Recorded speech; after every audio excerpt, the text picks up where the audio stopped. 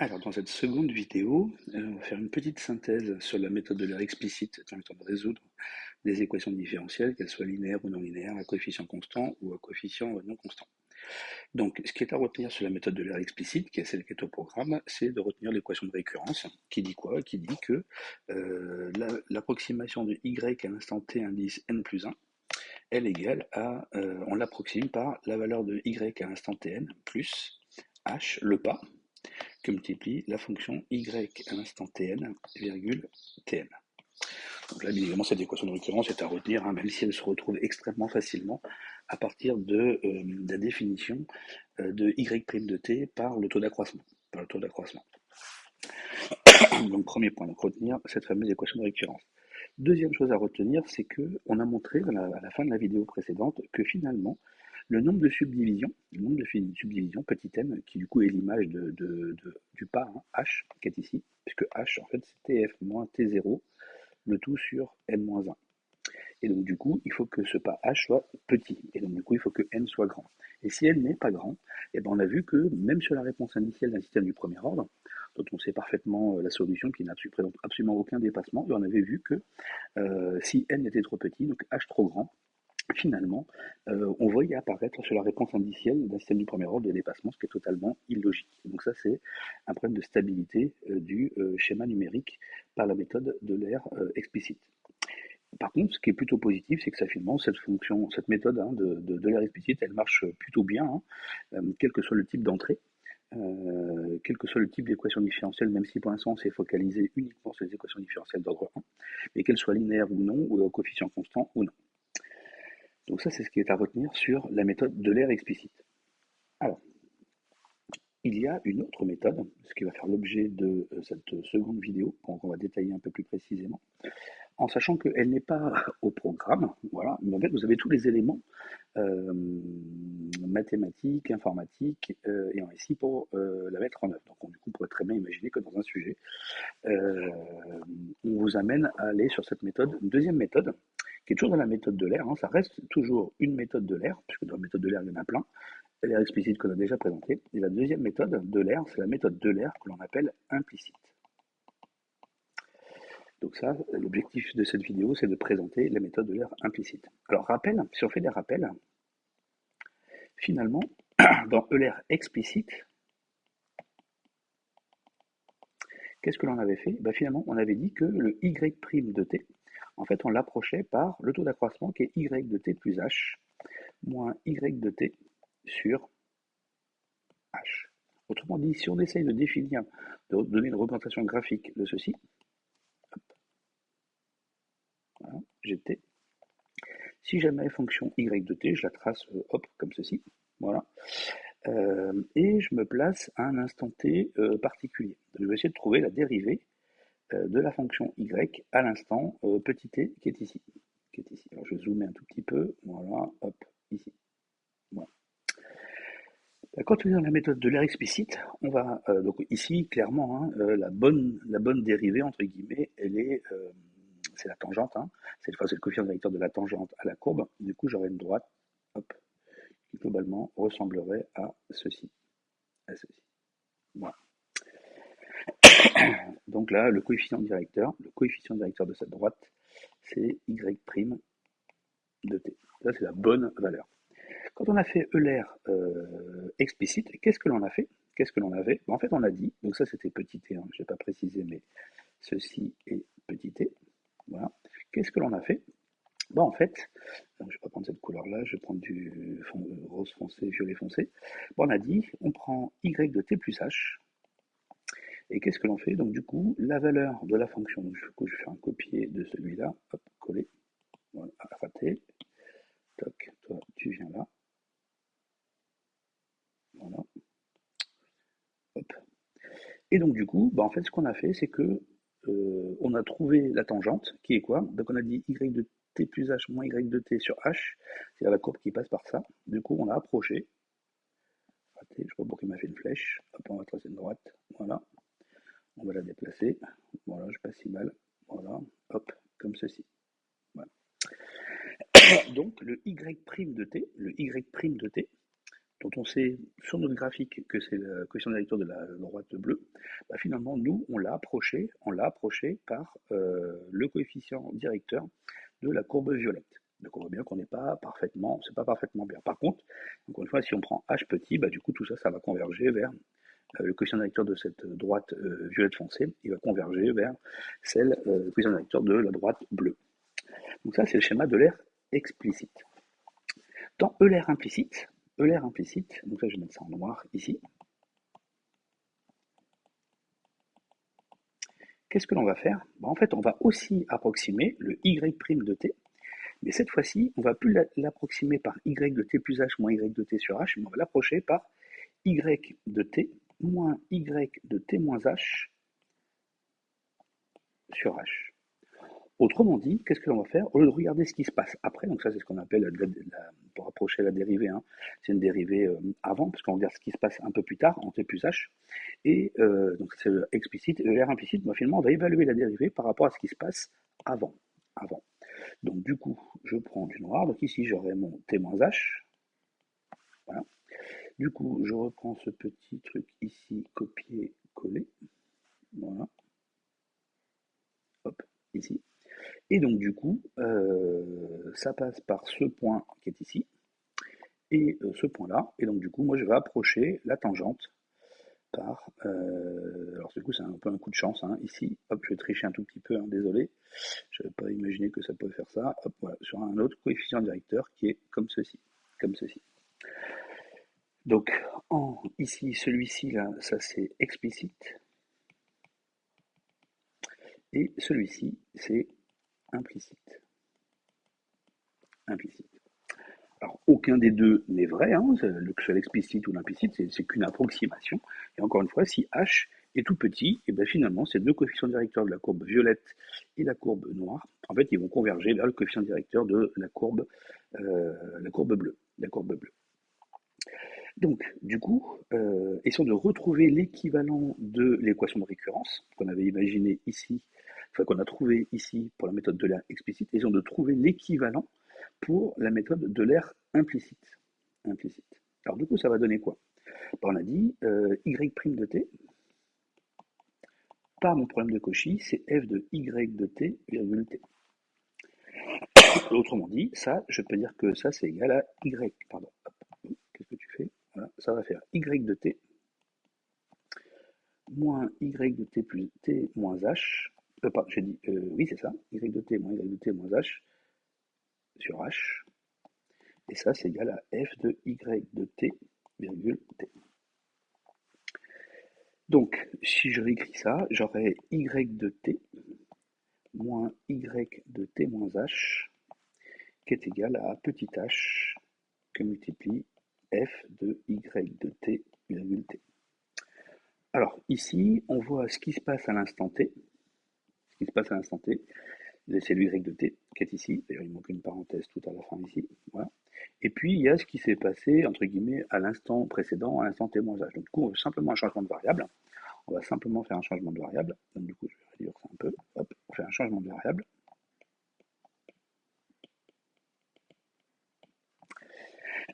Et donc, du coup, je vais dire que ici, j'ai y de t plus h moins y de t qui est égal à h que multiplie f de y de t plus h virgule t plus h. Voilà. Donc tout ce qui était y de t, je l'appelle y de t plus h, et tout ce qui était y de t moins h, je l'appelle y de t. Donc voilà ma nouvelle équation de récurrence que je pourrais écrire sous la forme y de n plus 1, y indice n plus 1, et qui est égal à y de n plus h que multiplie f de y de y indice n plus 1, virgule t indice n plus 1, un coup plus tard. Donc on voit que la forme de cette équation de récurrence est exactement la même, la forme est exactement la même que Euler explicite, à une différence fondamentale près. C'est que dans l'évaluation de la fonction f, dans Euler explicite, c'était du yn et du tn. Alors le tn ou tn plus 1, il est parfaitement connu, parce que c'est du t plus h, donc ça ne nous pose pas de souci. Par contre, moi ce que je cherche c'est y de n plus 1, donc y de n plus 1, il dépend de yn, qu'on suppose être connu notamment par exemple au départ sur la condition initiale. H est connu puisque je résous sur T0, Tf avec n subdivision. Et par contre, encore une fois, l'évaluation de la fonction f, bah, elle dépend de y de n plus 1. Alors, or, c'est ce que je cherche. C'est ce que je cherche. Donc, on appelle ça méthode de l'air implicite parce qu'il n'y a pas d'expression mathématique de yn plus 1 de façon, on ne sait pas l'écrire de façon explicite en fonction de ce qui s'est passé avant. Ici, dans ELR implicite, on a une relation implicite sur la solution y de n plus 1 qui doit vérifier, du coup, cette équation. Donc, encore une fois, là-dedans, qu'est-ce qui est connu? Qu'est-ce qui est connu et qu'est-ce qui est inconnu? Qu'est-ce qu'on cherche? Ce qu'on cherche, c'est le y de n plus 1 qui est ici. Qu'est-ce qui est connu? Yn est supposé connu, h est connu, et tn plus 1 est connu. Autrement dit, ça, c'est une fonction que je peux appeler g, voilà, pour lequel ce que je cherche, mon inconnu, c'est y de n plus 1. Yn plus 1. Donc, le y de n plus 1, et ben, comment on va t'en faire pour le trouver? Le y de n plus 1, hop, y indice n plus 1, donc la valeur à l'instant t plus h, hein. Comment on va la faire? Ben, on va le déterminer par la résolution de l'équation y indice n plus 1 moins y de n moins h que multiplie f de y de n plus 1, virgule, t indice n plus 1, ça, égale à 0. Ces deux quantités-là, ici, là, ça c'est ce que je cherche. C'est ce que je cherche. Et tout le reste, ceci, ceci et ceci, ces trois-là, hop, ils sont connus. Ces variables-là sont connues. Et ben, qu'est-ce que l'on va faire? Ben, ici, finalement, c'est comme si je résolvais une fonction g de x est égal à 0, où x, en fait, pour nous, c'est le y indice n plus 1. Donc, on va essayer de trouver x ou y de n plus 1 en résolvant cette équation qui est proposée ici. Pour faire ceci, ben, comment fait-on pour résoudre une fonction g de x égale à 0? Ben, on connaît deux méthodes. Hein. On connaît deux méthodes. On a deux méthodes à notre disposition. On a bien évidemment la méthode de la dichotomie. Et la seconde méthode qu'on a déjà vue, c'est la méthode, c'est la méthode de Newton. Donc, ça veut dire qu'à chaque itération, on va devoir résoudre cette équation-là, soit par la méthode de la dichotomie, soit la méthode de Newton. Rappelez-vous, la méthode de dichotomie, c'est une boucle while, et la méthode de Newton, c'est aussi une boucle while. Ça veut dire qu'à chaque itération, pour déterminer le y de n plus 1, on va devoir faire appel à une fonction, soit dichotomie, soit Newton, qui elle-même contient une boucle while. Donc du coup, ça va prendre du temps. Donc du coup, cette méthode de l'air explicite, en fait, elle va être beaucoup plus gourmande en termes de temps pour donner l'évaluation de la solution, et donc son tracé. Mais on espère que cette perte de temps, entre guillemets, de la méthode de l'air implicite par rapport à la méthode de l'air explicite va nous apporter quelque chose.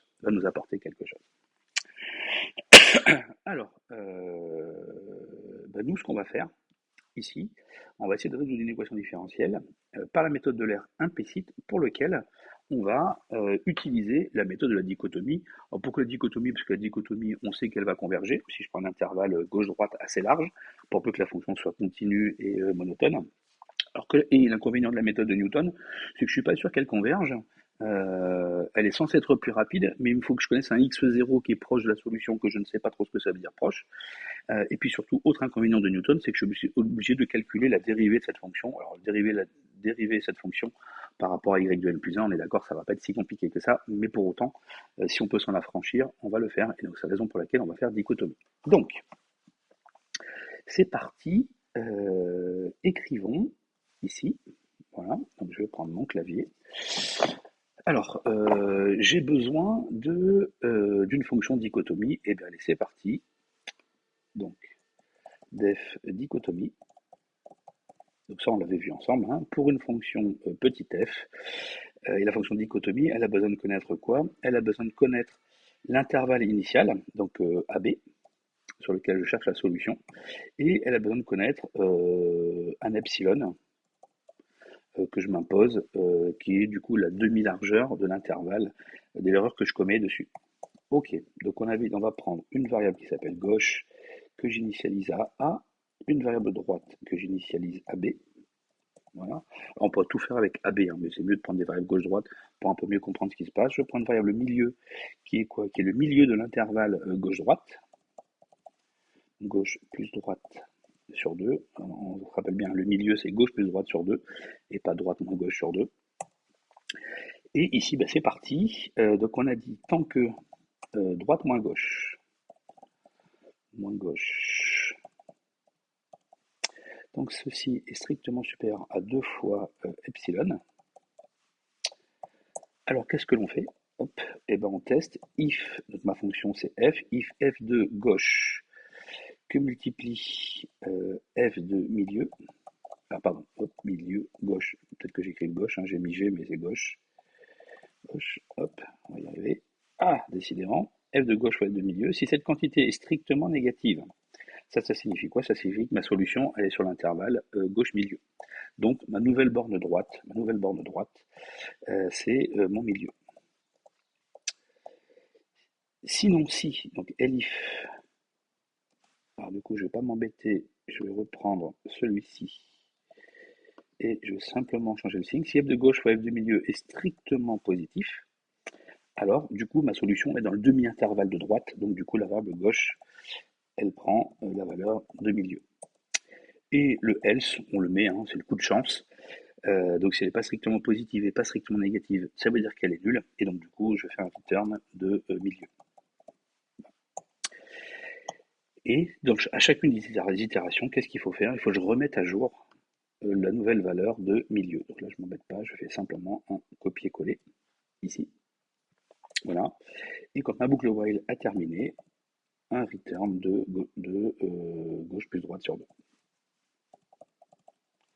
Plus droite, le tout divisé par 2. Voilà. Donc là, j'ai défini ma fonction dichotomie. Ça, c'est la méthode classique, vous la connaissez normalement. On la retient et le code, il se fait assez facilement. Maintenant, bah, comme on l'avait fait sur ELR explicite, mais cette fois-ci, je vais me créer une fonction ELR implicite. Donc cette fonction ELR implicite, elle va prendre quoi? Bah, elle va prendre ma fonction f de mon problème de Cauchy. Alors on fait bien attention, hein. Les noms des variables, ils s'appellent f ici, ils s'appellent f ici.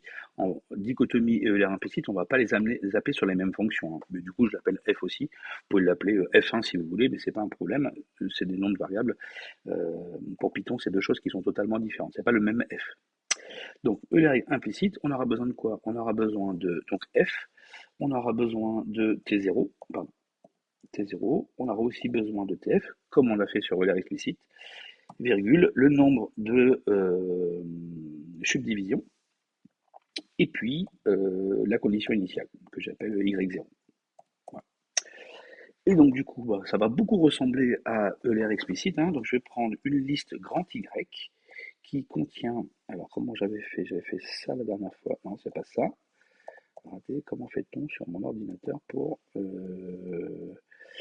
faire ça? Non, non. Commande Shift 4. Non, c'est pas celui-là. Et vas-y, on va y arriver, hein. Non. Oh, bah, il veut pas. Pourquoi tu veux pas?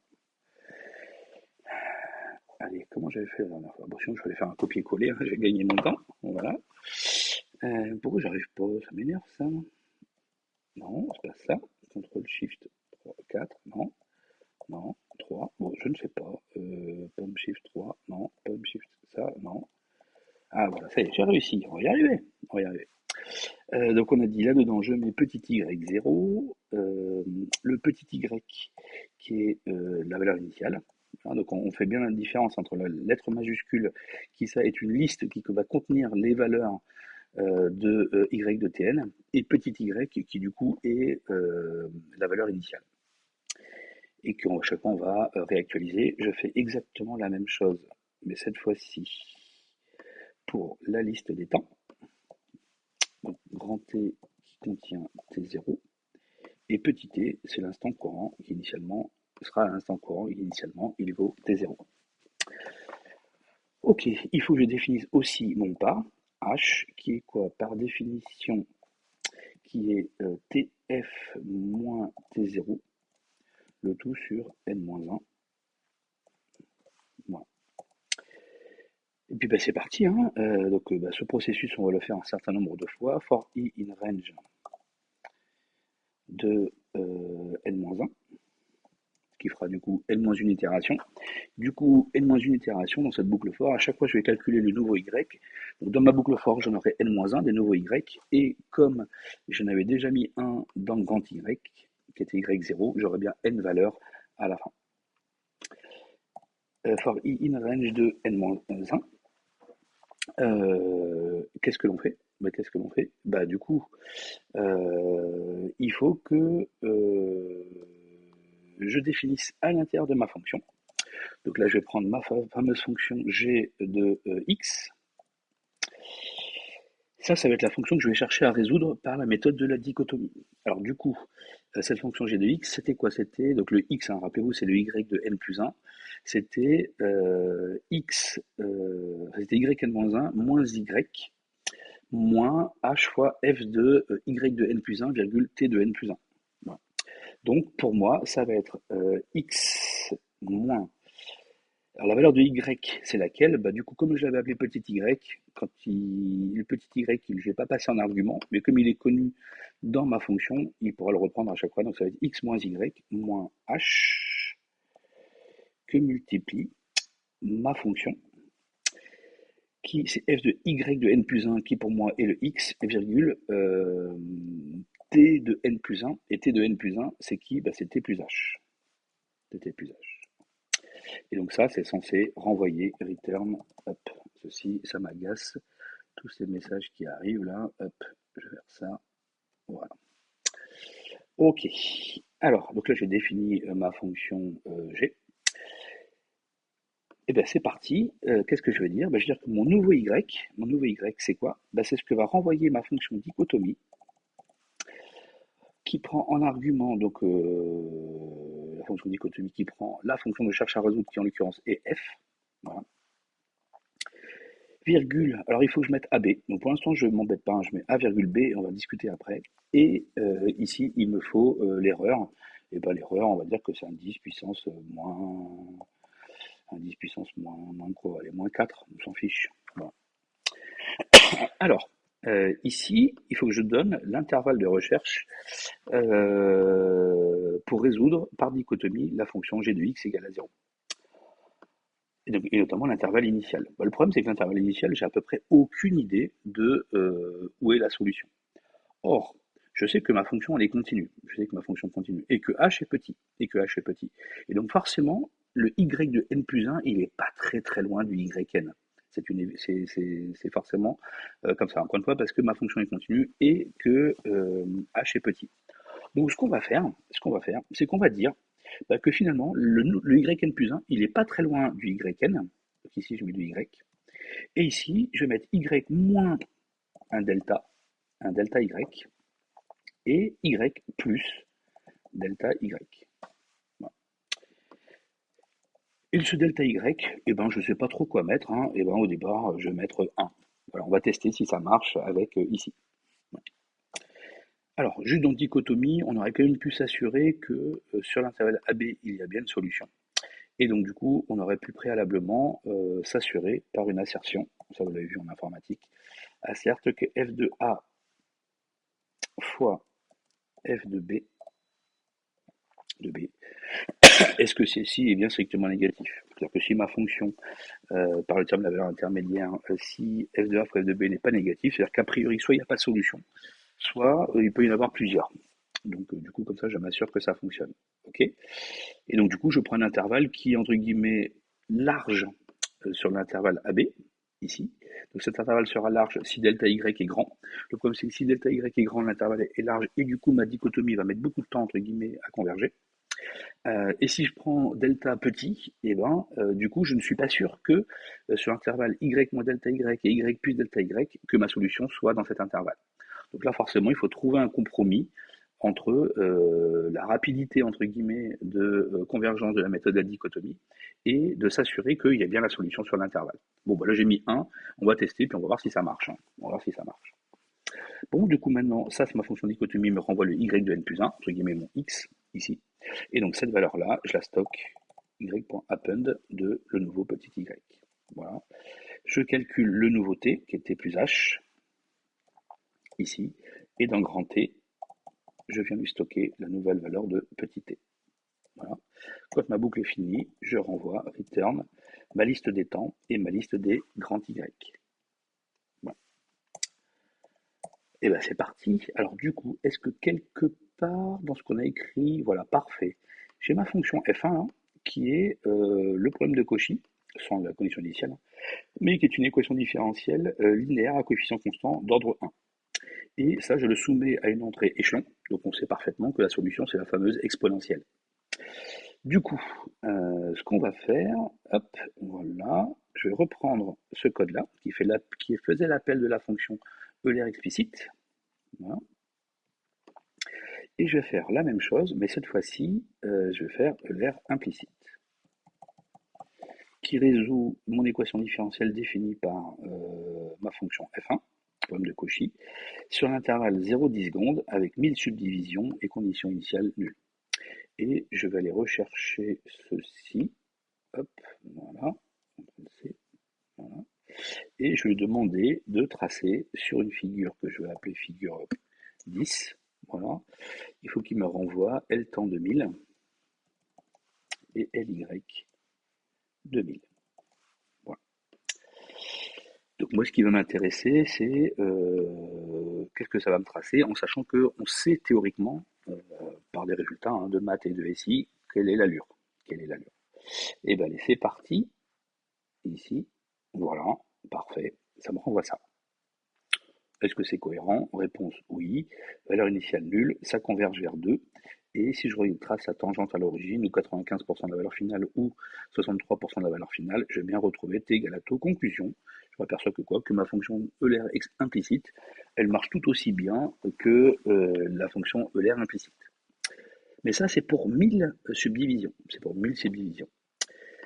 Et on avait montré, donc maintenant je vais essayer de faire la même chose. Hop, CTRL C, voilà, hop.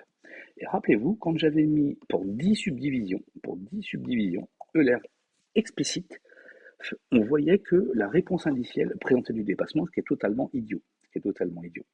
Et donc du coup ici, je fais ça. Donc j'appelle ma fonction Euler implicite sur la même équation différentielle, toujours sur l'intervalle 0,10 secondes, toujours avec une condition initiale nulle, mais le nombre de subdivisions petit n n'est plus égal à 1000, mais est égal à 10. Du coup, hop, on va faire ça, CTRL C. Et donc du coup ici, on va se mettre virgule label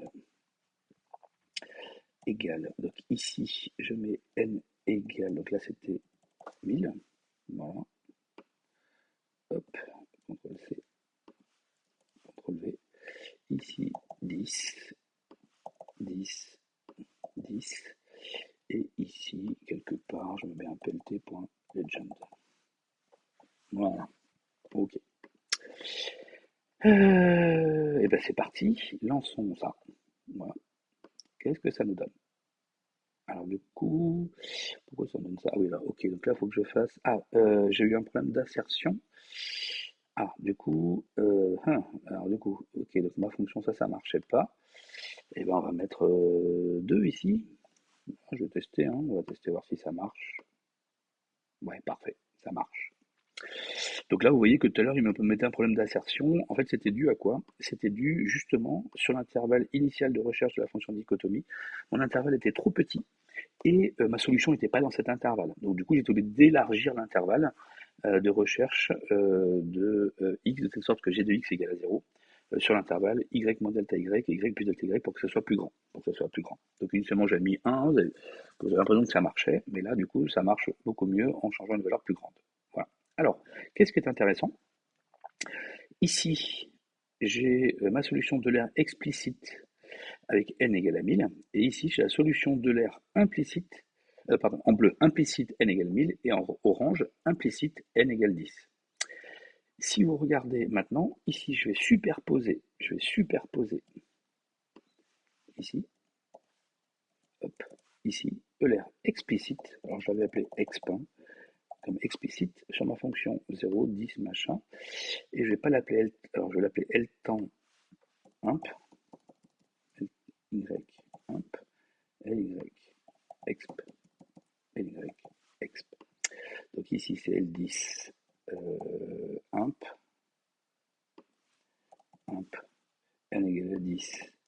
implicite.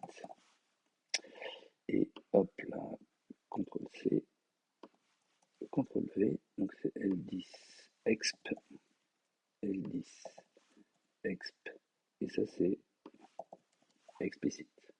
Voilà. Donc ici, je résous par ELR implicite sur 1000 intervalles, 1000 subdivisions. Ici, ELR implicite sur 10 subdivisions et ELR explicite sur 10 divisions. Allez, c'est parti. Voilà, parfait, magnifique. Et bien, qu'est-ce que je vois apparaître? Je retrouve exactement le même phénomène du dépassement qui apparaissait sur n égale à 10 avec la méthode ELR explicite. Or, n égale à 10 avec ELR implicite, et bien du coup, j'obtiens une courbe orange qui certes est différente. Elle s'écarte un peu de la courbe bleue, voilà, qu'on peut considérer comme étant la bonne solution analytique à mon équation différentielle. Mais par contre, qu'est-ce qu'on voit? On ne voit plus du tout apparaître ce phénomène de dépassement qui était totalement absurde pour un système du premier ordre soumis à une entrée échelon.